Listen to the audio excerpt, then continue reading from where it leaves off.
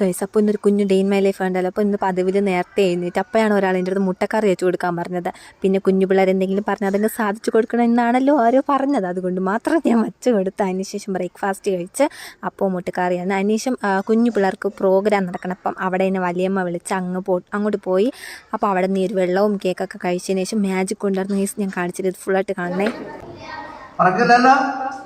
Okay, അങ്ങനെയാണെങ്കിൽ ഞാൻ ചെറിയ സിൽക്കിന്റെ ഓരോ അറ്റങ്ങളായിട്ട് വലിയ സിൽക്കിന്റെ നമ്മൾ നേരത്തെ ഉണ്ടാക്കിയ ആ സ്ലിറ്റിന്റെ അല്ലെങ്കിൽ കുഴിയുടെ പുറത്ത് ഇപ്പോഴും ചെറിയ സിൽക്കിന്റെ നിറം എന്താണ്? സംശയമല്ലല്ലോ.